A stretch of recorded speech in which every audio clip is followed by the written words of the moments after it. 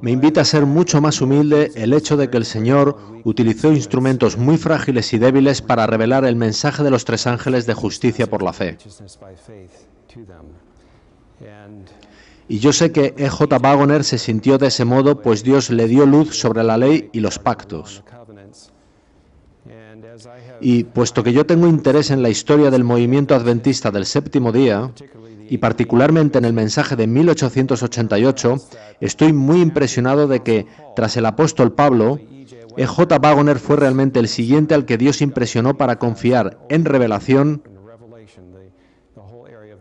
todo lo referente a la ley y los pactos. Un miembro de mi iglesia nos envió a Londres específicamente para investigar, aunque también lo compaginé con unas vacaciones. Fui con la intención de encontrar fuentes que no había sido capaz de encontrar con anterioridad, pues ya sabéis que Wagoner tuvo un ministerio en Londres, en Holloway Road, alrededor de una década, entre 1893 y 1903. Allí fue el editor de La Verdad Presente, en asociación con la International Tract Society. Yo traté de recopilar todos los artículos que Wagoner editó en La Verdad Presente. Por supuesto, estaban en microfilms en nuestros colegios y universidades adventistas, pero había un vacío en los microfilms de los años 1897 y 1898, de manera que yo buscaba específicamente el material correspondiente a esos años, y también el de 1902 y 1903. Quizá esto no sea de interés para muchos de vosotros, pero sí lo es para los que investigamos. El Señor más que satisfizo mis expectativas, pues regresé con todo lo que buscaba.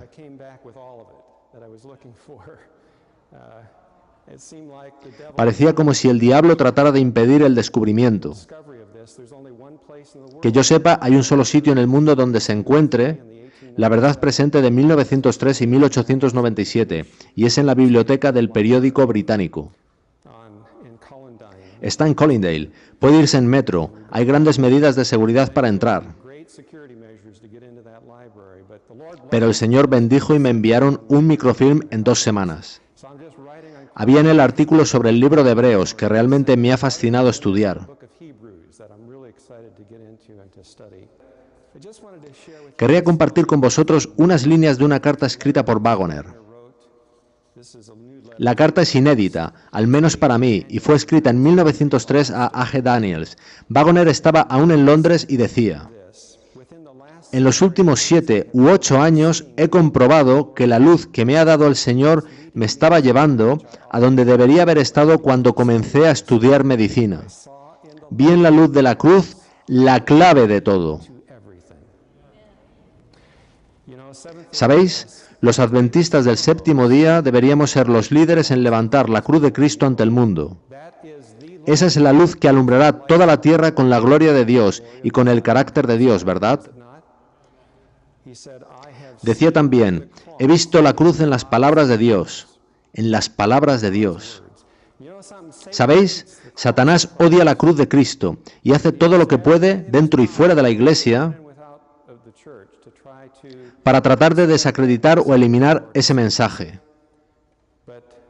Pero el poder de Dios del Evangelio es mucho mayor que el de Satanás, y la luz se emitirá. Él continúa explicando en esta carta: esta fue una de las cartas más francas de Wagoner, pues él difícilmente hablaba de otros. Él era un hombre muy humilde, él no hablaba de su humildad, ni le gustaba hablar de otras personas. Pero en esta carta en concreto, él revela claramente alguna de la oposición que recibió, particularmente de la Conferencia General, en lo relativo a la obra de La Verdad Presente. Quizá podamos hablar de ello un día. Pero mencioné antes que, tras el apóstol Pablo, creo que fue a Wagoner a quien Dios reveló el asunto de la ley y los pactos. Ellen White estaba deseosa de aprender de Wagoner. Podéis ver que los conceptos de este se reflejaban en los escritos de ella. Bien, tengo aquí una presentación de PowerPoint acerca del capítulo 3 de Gálatas. Mostraremos cómo la historia adventista se entrelaza con Gálatas 3. Antiguamente, Cuando se hacía un trato mediante un apretón de manos, esa palabra dada resultaba totalmente confiable. Hoy en día, cuando se hace un trato, resulta como en los contratos deportivos. El jugador firma por 5 años por muchísimos millones anuales, pero si es despedido o cambiado por otro jugador, el contrato es papel mojado. Hermanos, dice Pablo, hablo en términos humanos, un pacto, aunque sea de hombre,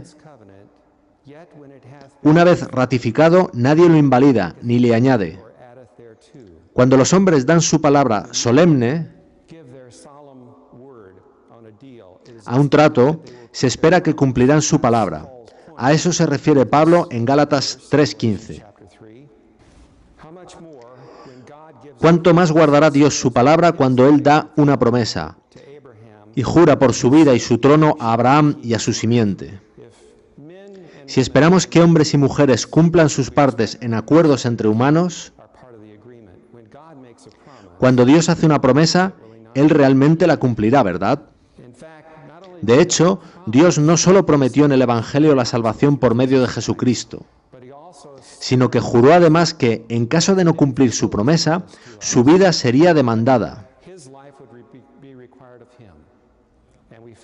Y encontramos eso en el libro de Hebreos, que la seguridad de la salvación descansa sobre la promesa y el juramento de Dios. Es absolutamente imposible que Dios cambie su plan de salvación, de forma que en lugar de ser una promesa suya, ahora tengas que guardar la ley para obtener la vida eterna.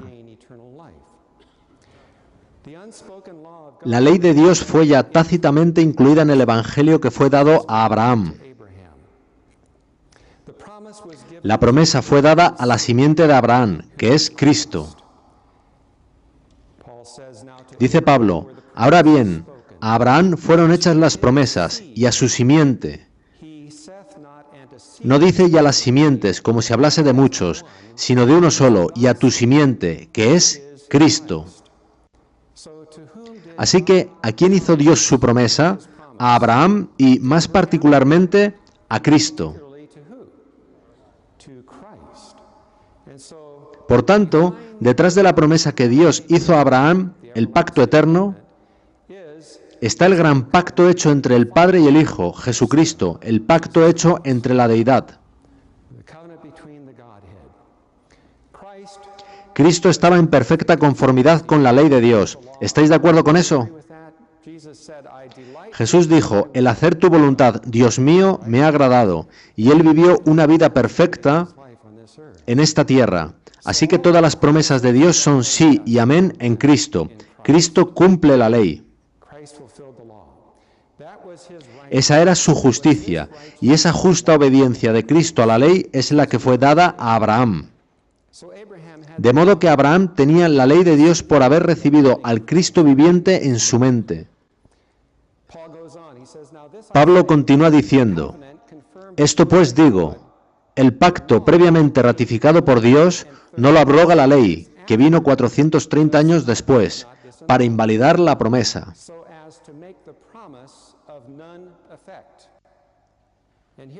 Y aquí encontramos la definición de Pablo del pacto de Dios.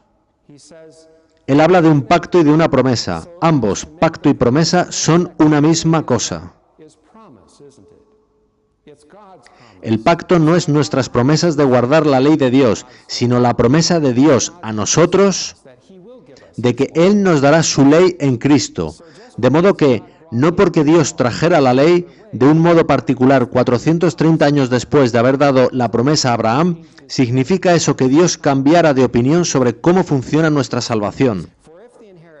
Pablo añade en Gálatas 3:18, porque si la herencia es por la ley, ya no es por la promesa. Pero Dios la concedió a Abraham mediante la promesa. ¿Cuántas veces se utiliza aquí la palabra promesa? Yo cuento al menos 3 veces. Si vais al capítulo 4 de Romanos, la palabra promesa aparece muchas veces, refiriéndose a la justicia por la fe que fue dada a Abraham. De modo que estamos en terreno muy firme cuando entendemos el pacto eterno de Dios como su promesa a Abraham y a nosotros en Cristo.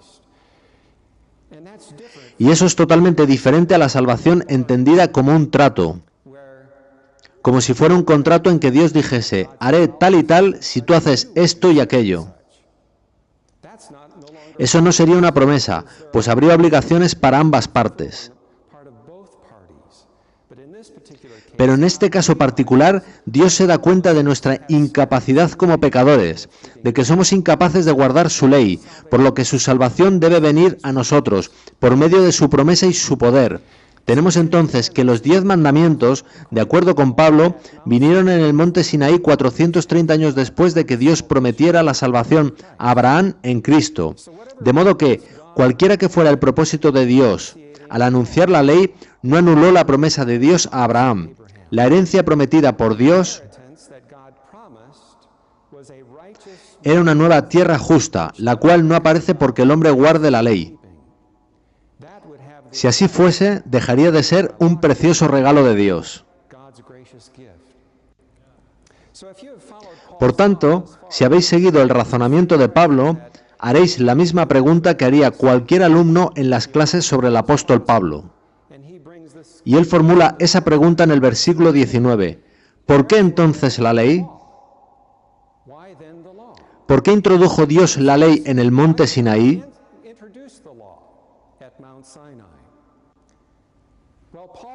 Pablo fue uno de los pocos que comprendió de veras la historia de su propio pueblo, el hebreo. Se trataba de una historia de respuestas a Dios basadas en el viejo pacto de la justicia propia. Y Pablo nos dice abiertamente que abundaba el pecado en el campamento de Israel. Dice él en Gálatas 3:19, fue añadida, se refiere a la ley, a causa de las transgresiones.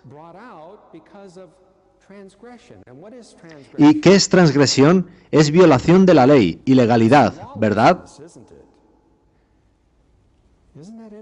Es interesante que Dios trajo la ley en el monte Sinaí debido a las ilegalidades ¿de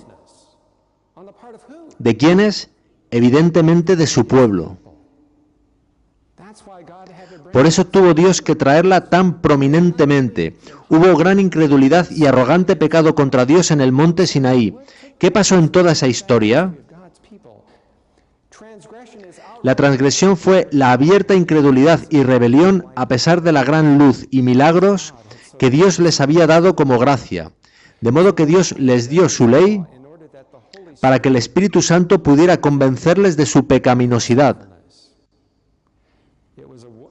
Fue una gracia de Dios que les trajese su ley, pues Él pretendía ponerla en sus conciencias. De modo que el Espíritu Santo tuviera una base sobre la que trabajar en el corazón humano para convencerlo de pecado. ¿Estáis agradecidos de que Dios os haya dado una conciencia? Esa fue la primera obra de salvación después de que Adán y Eva pecaran en el jardín del Edén. Dios tuvo que devolver a sus corazones la enemistad hacia Satanás, con quien previamente habían establecido una alianza total. Y Él hace lo mismo para ti y para mí, puesto que Jesús es la luz de todo hombre, ¿no es así? Dios pone a Jesús en nuestros corazones, pone una conciencia, una base sobre la cual el Espíritu Santo puede hacer un llamado a todo corazón humano que viene a este mundo. Eso es lo que Dios buscaba en el monte Sinaí. El pecado es transgresión de la ley, 1 Juan 3:4. Por tanto, la ley nos define qué es pecado. Ahora, cuando nuestros amigos cristianos de otras iglesias leen que la ley fue dada a causa de nuestras transgresiones, ellos piensan que lo que Pablo está diciendo es que Dios intentó obrar la salvación por medio de la promesa con los patriarcas, Abraham, Isaac y Jacob, y que sin embargo con Israel Él introdujo el guardar la ley como medio de salvación. Una lectura superficial de ese texto podría apuntar en esa dirección. Y eso es lo que concluyeron nuestros amigos evangélicos. Así han pensado siempre. Incluso en los tiempos de Waggoner y nuestros pioneros. Cuando Dios vio que el método de guardar la ley no funcionaba, tras morir Jesús en la cruz, entonces Dios cambiaría al método de salvación por gracia. Y esta es la comprensión evangélica del plan de Dios a través de los tiempos. Empezando por una promesa a los patriarcas. Después Dios trae la ley en el Sinaí para Israel. Y entonces, cuando Dios ve que esto tampoco funciona, en la cruz introduce el Evangelio, otro método. Por tanto, la ley sería abolida. No solo como método de salvación, sino también como estándar para la vida cristiana. Por tanto, existen numerosos evangélicos opuestos a la ley, los cuales están firmemente convencidos de que ésta fue eliminada al morir Jesús en la cruz. Esto es una interpretación equivocada de lo que Pablo pretendía decir. Nuestros propios pioneros adventistas sintieron la fuerza de este tipo de argumentos provenientes de sus oponentes evangélicos. Este es un retrato de uno de los eruditos bíblicos de nuestros comienzos, Uriah Smith. Y así, hombres como George Butler, presidente durante los años 1880, y D.M. Cartwright, otro prominente evangelizador adventista, y el propio Uriah Smith, sostenían que la ley referida en Gálatas era la ley ceremonial de tipos y sacrificios. Quizá hayáis oído de esto. En otras palabras, Dios estaba añadiendo algo a sus 10 mandamientos que ya existían antes del Sinaí. Pues todo buen adventista del séptimo día cree que la ley no comenzó su existencia en el Sinaí, sino que había existido por siempre, de modo que lo ahí añadido debía ser la ley ceremonial. Así que esta era la interpretación mayoritaria de los pioneros. El santuario y los sacrificios fueron añadidos debido a las transgresiones. Sin embargo, si lo pensáis, los sacrificios realmente no fueron añadidos en el monte Sinaí, ¿verdad? Pues Abel ofreció un sacrificio, un cordero, que era parte del sistema ceremonial. Y quizá también lo hicieron Adán y Eva, a la vista de las vestiduras que recibieron. Por tanto, existían al menos desde Abel, quien ofreció un cordero. Tras el Sinaí, las ceremonias, sin embargo, se hicieron más elaboradas y detalladas. Así que Dios dio a E.J. Waggoner una clara comprensión de cuál era la ley citada en Gálatas 3:19. La palabra griega para añadida es prostithemi, que también puede significar hablada. En Hebreos 12:19 leemos sobre el Sinaí que se oyó el estruendo de las palabras, que los que lo oyeron rogaron que no se les hablase más.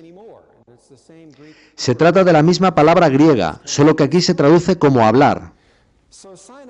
Así que el Sinaí fue la primera vez en que Dios resaltó su ley tan prominentemente que no solo se la habló, sino que también se la escribió con su propio dedo en tablas de piedra. Como le gusta decir al hermano Whelan, Dios simplemente la marcó en negrita, en el monte Sinaí. Y entonces él presiona en su ordenador las teclas control y B para obtener letras en negrita. Eso es lo que Dios hacía en el monte Sinaí, marcar la ley en negrita, resaltarla, para que la viesen.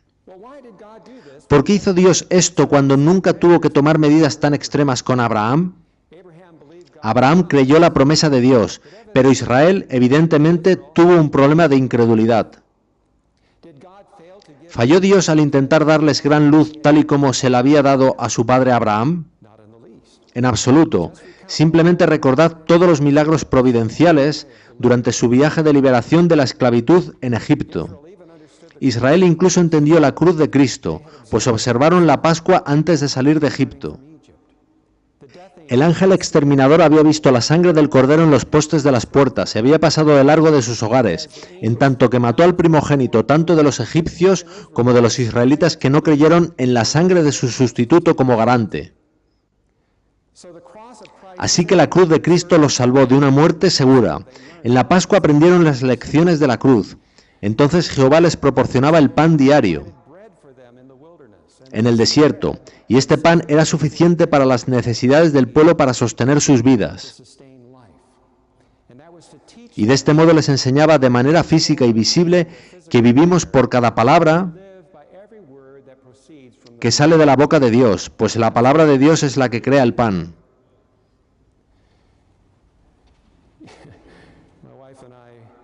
Mi esposa y yo tuvimos una maravillosa experiencia en Londres. Nos hospedamos en el hostal de una señora adventista y cada mañana nos daba muesli para desayunar. Era una gran combinación, con mucha fruta, nueces y otros productos nutritivos. De hecho, nos daba fuerzas para unas 4 horas hasta tener hambre de nuevo. Nos permitía caminar largas distancias, pero tras 16 días de muesli todas las mañanas, mi esposa ansiaba unos huevos revueltos, y supongo que yo también. De hecho, los tomamos. Y ¿sabéis? Me sentía un poco como los hijos de Israel, quejándome de la comida nutritiva que el Señor nos daba. Ellos siempre se quejaban de esa comida nutritiva y saludable, de ese milagro providencial que llegaba a ellos cada día por la palabra del Señor. Dios puede mantenernos vivos no necesariamente a través de comida, ¿verdad? Él ha sustentado a muchas personas durante largos periodos de tiempo sin comida, simplemente por su palabra. En última instancia, es así como vivimos, por su palabra, ¿verdad? Por ello, Cristo era representado por el pan, y ellos lo compartían diariamente de la mesa del Señor. Y más significativo, cuando Moisés golpeó la roca en Horeb, otro nombre del monte Sinaí, de ella brotó agua. Y esta es una maravillosa representación de la cruz de Cristo. El apóstol Pablo nos da la aplicación espiritual de esta histórica experiencia de supervivencia en 1 Corintios 10:4, donde él dice: y todos bebieron la misma bebida espiritual, porque bebían de la roca espiritual que los seguía, y la roca era Cristo. Ahí podéis verlo. Así que pensad en ello. Antes incluso de que los 10 mandamientos fueran pronunciados, se les mostró la cruz de Cristo, y de ella manaba vida, agua, a todo el que en ella participaba. Fue una maravillosa lección espiritual con la que seguramente conocieron en el Sinaí todo sobre el Calvario, ¿verdad? Coincidí con un colega hace un mes en esta iglesia. Él ejerce como pastor no lejos de aquí.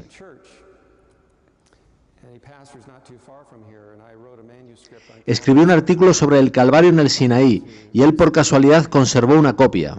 Yo quedé realmente agradecido de que él se dirigiese a mí para decirme que el énfasis puesto en ese artículo en la armonía entre el Evangelio y la ley es justamente lo que nuestras iglesias necesitan ahora. Eso es vida y alimento para las almas.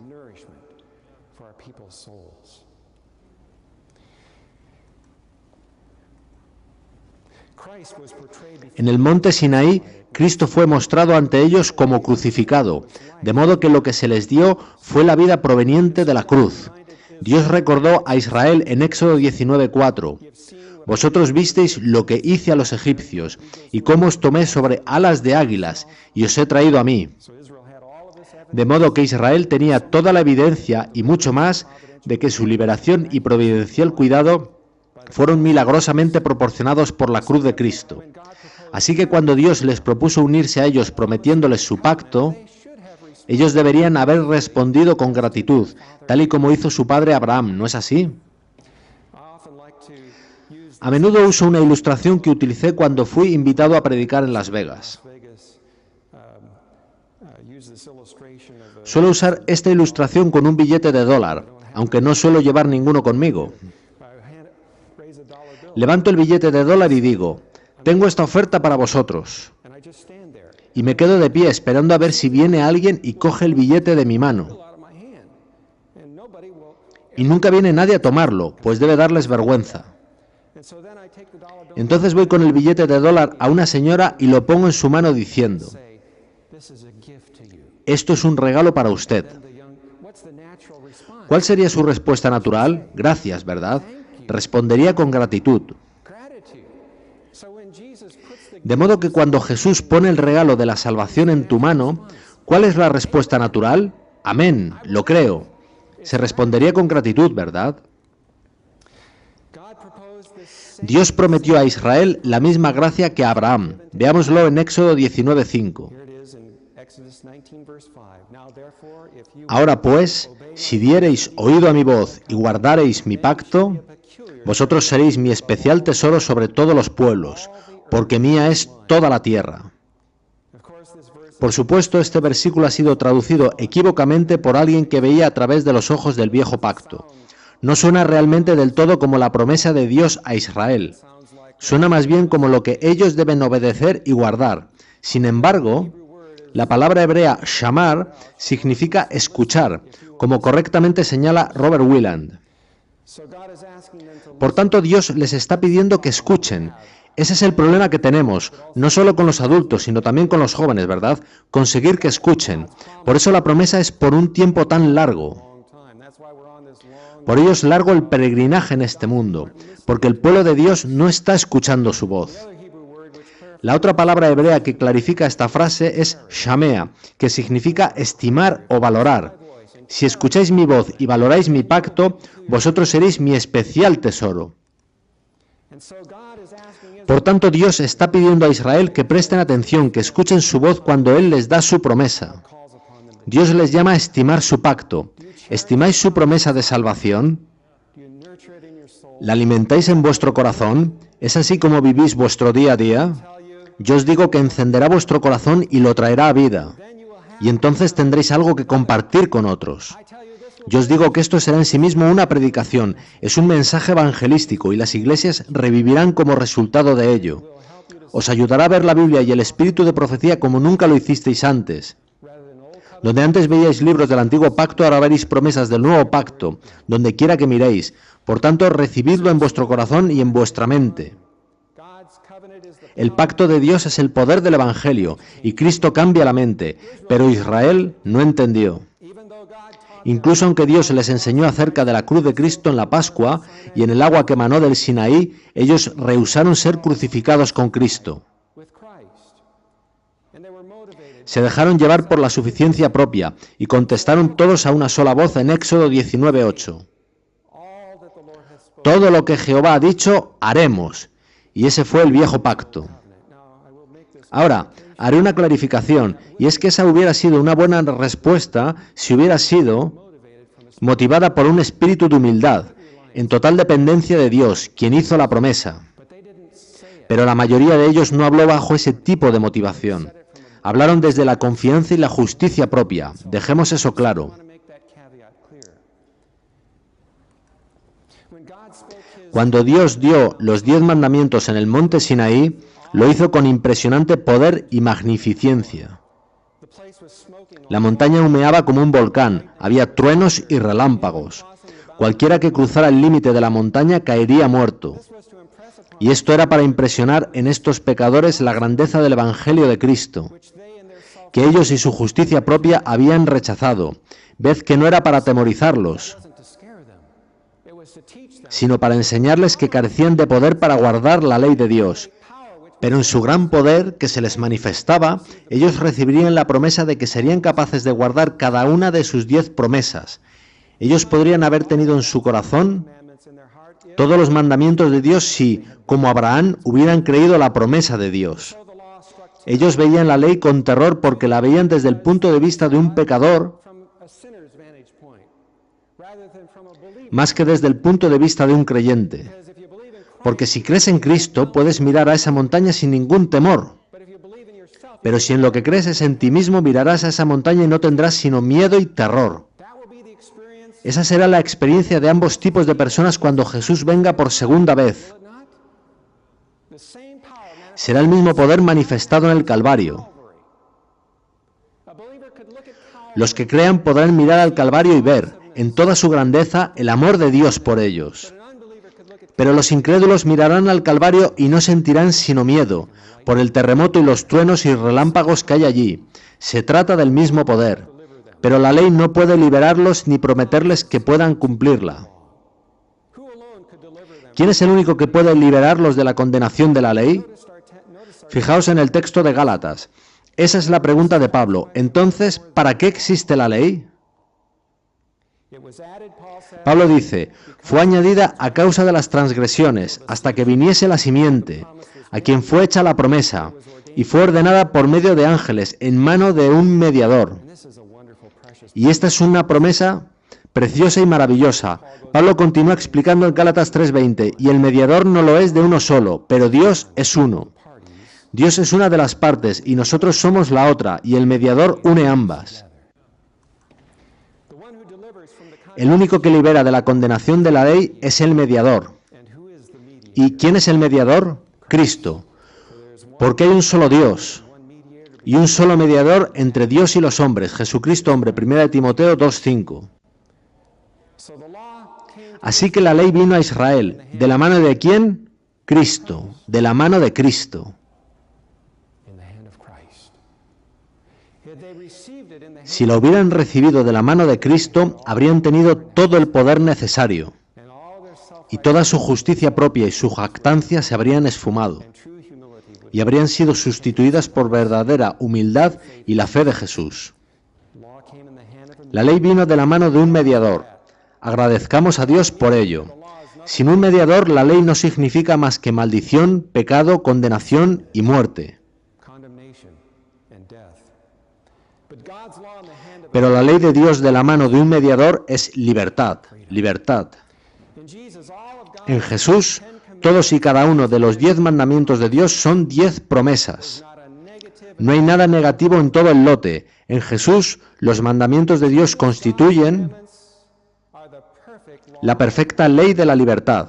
La ley en tablas de piedra, para un incrédulo, no es ley de libertad. Pero Jesús sí es la perfecta ley de la libertad. Por tanto, la ley a un pecador le encierra bajo custodia en su pecado, y su única puerta hacia la libertad es Jesucristo. Él no va a falsear los libros y manipular las bases legales de la expiación. Jesús es el mediador entre dos partes, Dios y el pecador. En una disputa no resuelta donde las dos partes están estancadas en punto muerto, ambas buscan un mediador para arbitrar el conflicto. Así, Jesús media con Dios la resolución de nuestro problema de pecado. Como mediador de Dios, Jesús es Dios al 100%. Él mismo dio la ley, de modo que bajo ningún concepto falseará los libros. Jesús es el mediador perfecto porque además tomó nuestra carne humana pecaminosa. Él la tomó. Él tomó algo que no era suyo, toda nuestra susceptibilidad a la tentación. Él tomó eso y lo experimentó, y sufrió por ello, y fue tentado más allá de lo que nunca seremos nosotros. ¿Os imagináis experimentar todas las tentaciones posibles que han existido en el mundo desde el comienzo de la historia hasta su fin? Jesús las tuvo todas, en su mayor intensidad. Eso nos tumbaría a cualquiera de nosotros, ¿verdad? Cada uno de nosotros solo experimenta algunos tipos de tentaciones en toda su vida. Pero Jesús los experimentó todos, por eso Él no necesitó que nadie le dijese sobre el hombre, pues ya sabía lo que hay en todo hombre. Y Él sabe lo que hay en ti. Como pecador, ¿no te conforta eso? Él tiene el poder de levantarte y de salvarte, independientemente de en qué pecados te hayas incursionado en tu vida. Pues al que no conoció pecado, Dios lo hizo pecado. Ese es un texto muy poderoso. Dios lo hizo pecado.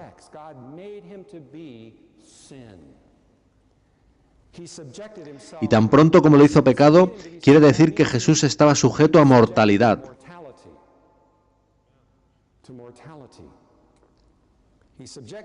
Él se sujetó a sí mismo a muerte, y muerte de cruz. Por tanto, Él es un sumo sacerdote empático. Él conoce por lo que estamos pasando con el problema del pecado. Quien entienda que la ley fue abolida por la muerte de Cristo en la cruz,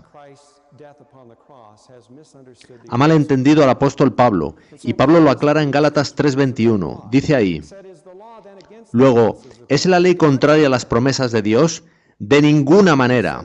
Por cierto, él dice lo mismo varias veces en la carta a los Romanos en los capítulos 6 y 7. Lo dice 4 veces, de ninguna manera. Sigue diciendo, porque si la ley dada pudiera vivificar, la justicia fuera verdaderamente por la ley.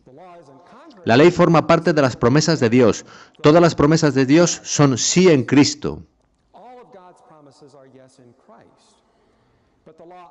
Pero la ley fuera de la promesa de Dios en Cristo no puede dar vida. Para el pecador solo puede ser maldición y condenarlo a muerte. Nunca fue el propósito original de Dios escribir la ley en tablas de piedra. Él quería escribirlas en sus corazones en el poder de Cristo, para que tuvieran la justicia de la ley. Pero fuera de Cristo, la ley, por su propio poder, no puede traer justicia. Vemos aquí que justicia y vida son una sola cosa en Cristo.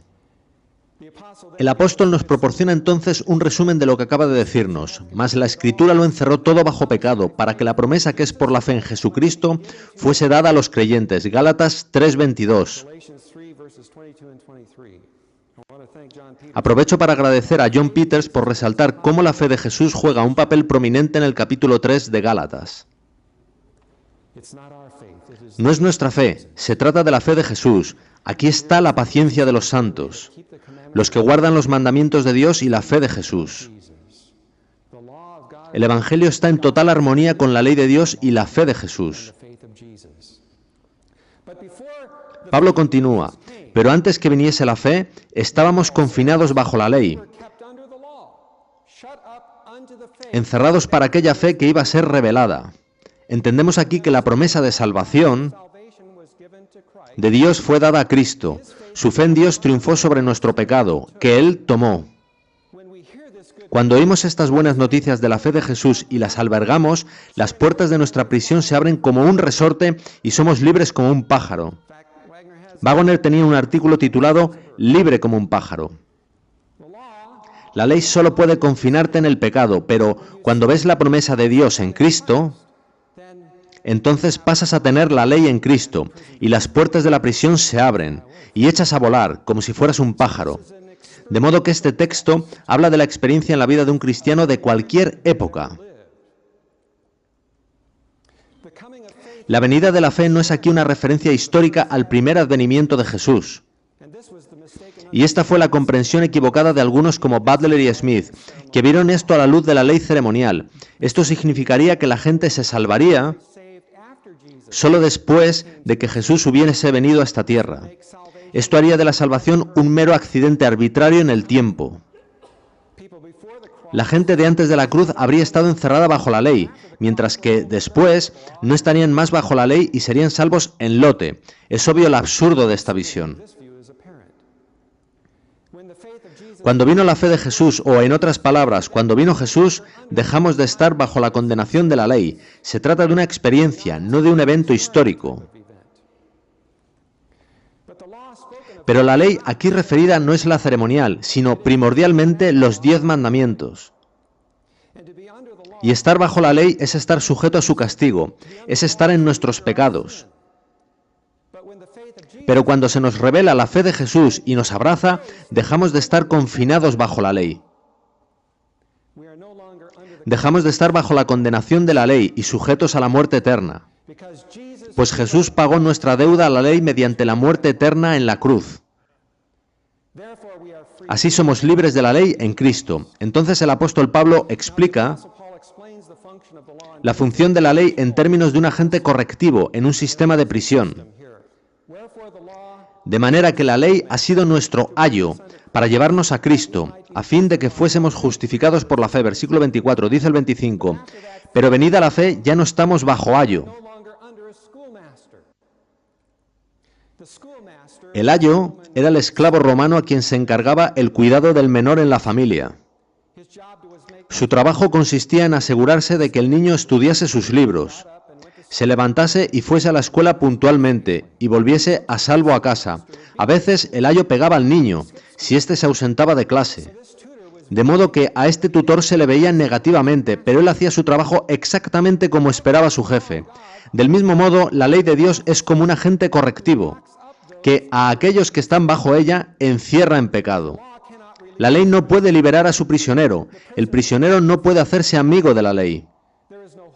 No hay esperanza bajo la ley, pero cuando el pecador oye sobre la fe de Jesús y el Espíritu Santo le convence de su pecado y de la necesidad de la justicia de Cristo, entonces experimenta el nuevo nacimiento. Esto es justificación por la fe. El pecador está ahora en Cristo, perdonado, y la justicia de Cristo toma el lugar de la maldición del pecado. Entonces se erige como coheredero con Cristo de la herencia prometida.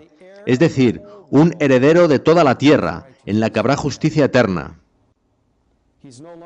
Ya no está más bajo la condenación del ayo, ahora es libre en Cristo. De modo que este pasaje del ayo no se trata de un texto dispensacionalista que enseñe que la ley fue eliminada con Cristo en la cruz, sino que describe la transición de todo cristiano que pasa de una experiencia de antiguo pacto a otra de nuevo pacto. No hace referencia al tiempo de la primera venida de Jesús. Puede suceder a un creyente antes o después de la cruz.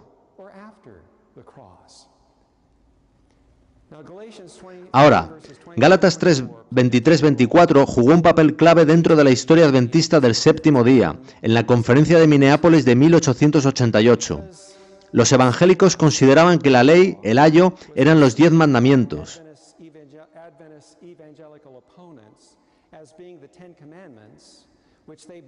y que fue abolida en la cruz. Nuestros líderes adventistas decían que el ayo tenía que ser la ley ceremonial. Por tanto, los líderes adventistas asumieron, como los evangélicos, que este era un texto dispensacionalista y que el ayo fue abolido en la cruz. Pero no podían estar de acuerdo con ellos en que los 10 mandamientos fueran lo abolido. De modo que cuando apareció E.J. Waggoner y como los evangélicos sostuvo que el ayo, la ley, era los 10 mandamientos, podéis imaginaros que los líderes de la Iglesia mostraron una fuerte discrepancia. En lo que Waggoner no estaba de acuerdo con los evangélicos es en que el texto tuviera un carácter dispensacionalista, es decir, que la ley fuese abolida con la llegada de la fe en el primer advenimiento de Cristo. Waggoner dijo que el texto describía la experiencia de todo pecador que era conducido por la ley a Cristo. Se trata de un texto vivencial. Por tanto, no era un texto dispensacionalista, enfocado en el tiempo, sino en la experiencia. Y Ellen White comprendió que esta fue la razón fundamental por la que muchos de los líderes de la Iglesia rechazaron el muy precioso mensaje de justicia por la fe que Dios trajo a su pueblo en 1888. La errónea interpretación del texto fue clave en esta desafección producida en nuestra historia.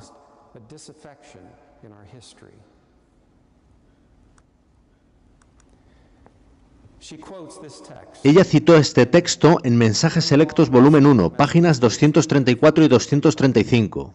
Dice así: la ley ha sido nuestro ayo para llevarnos a Cristo, a fin de que fuésemos justificados por la fe. Gálatas 3:24. Fijaos ahora en sus comentarios. El Espíritu Santo está hablando especialmente de la ley moral en este texto, mediante el apóstol. Por tanto, ella respalda la posición de Waggoner. La ley, el ayo, es fundamentalmente la ley moral. La ley nos revela el pecado y nos hace sentir nuestra necesidad de Cristo y de acudir a Él en procura de perdón y paz mediante el arrepentimiento ante Dios y la fe en nuestro Señor Jesucristo. Aquí está. Yo pienso que la hermana White tenía una certera comprensión de nuestra historia. Ella fue inspirada por Dios para escribir esto. Y sus palabras son tan ciertas hoy como lo fueron cuando las escribió. La falta de voluntad para renunciar a opiniones preconcebidas y aceptar esta verdad. ¿Qué verdad? Que el ayo era la ley moral y no la ley ceremonial. La falta de voluntad para aceptar esta verdad fue la principal base de la oposición manifestada en Minneapolis contra el mensaje del Señor expuesto por los hermanos E.J. Waggoner y A.T. Jones. Ahora podemos entender esta cita que hace ella. Suscitando esa oposición, Satanás, ¿quién está detrás de todo esto? Cuando Satanás vio que Dios estaba mostrando a la Iglesia adventista más prominentemente la cruz, así como la armonía entre la cruz y la ley, desató oposición, y además dentro de la Iglesia. Suscitando esa oposición, Satanás tuvo éxito en impedir que fluyera hacia nuestros hermanos, en gran medida, el poder especial del Espíritu Santo que Dios anhelaba impartirles. Esto de lo que ella habla aquí es la lluvia tardía. El enemigo les impidió que obtuvieran esa eficiencia que pudiera haber sido suya para llevar la verdad al mundo, tal como los apóstoles la proclamaron después del día de Pentecostés. ¿Veis que se trata de la lluvia tardía o no? Fue resistida la luz que ha de alumbrar a toda la tierra. ¿Qué está citando aquí? El mensaje del cuarto ángel. Fue resistida la luz que ha de alumbrar a toda la tierra con su gloria, y en gran medida ha sido mantenida lejos del mundo por el proceder de nuestros propios hermanos. Y esas son sus palabras, en gran medida. Nuestros propios hermanos, y estas son mis palabras, pensaron que si renunciaban a sus posturas sobre la ley ceremonial en Gálatas, estarían renunciando a una verdad distintiva.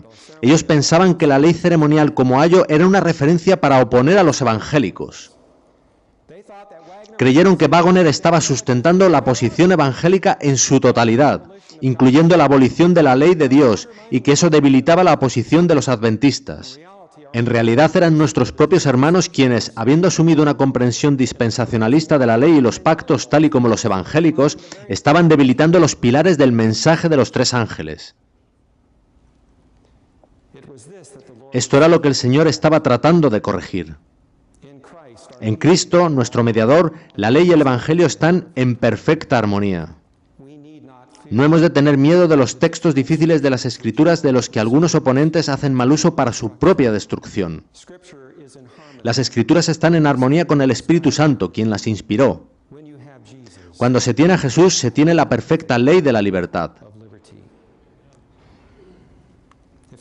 Si esta es la primera vez que habéis escuchado un mensaje como este, queridos amigos, sé que puede no ser fácil de procesar. Pero es clave para entender la crisis que tuvo lugar en la historia de nuestra Iglesia. Vale la pena que meditéis en estas cosas que Ellen White trae a nuestra atención.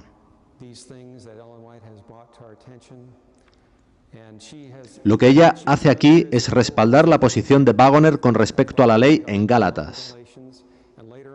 Y veremos en nuestro seminario cómo ella también respaldó su posición sobre los pactos. Este es justamente el corazón del mensaje de los tres ángeles, la ley y el Evangelio. Inclinémonos en oración. Padre nuestro que estás en los cielos, te agradecemos en esta mañana que nos hayas dado la oportunidad de mirar a nuestra historia desde una nueva perspectiva, de comprobar cómo has estado tratando de traer a nuestra atención de una manera más clara la cruz de Jesucristo. Vemos que somos los responsables de crucificarlo, de llevarlo hasta ahí. Y somos quienes, por la enemistad en nuestro propio corazón, hemos retrasado su venida, cuando Él querría haber venido hace mucho. Te pedimos, Señor, que hagas en nosotros el milagro de un nuevo nacimiento, que estemos dispuestos a morir con Cristo, tal y como representó nuestro bautismo, y que seamos levantados en novedad de vida, que seamos hechos nuevas criaturas, una nueva creación a su imagen, a su semejanza, que abracemos tu maravilloso mensaje que tienes para nosotros, y que nos bendigas con el poderoso derramamiento de tu Santo Espíritu. Es en el nombre de Jesús que te lo pedimos. Amén.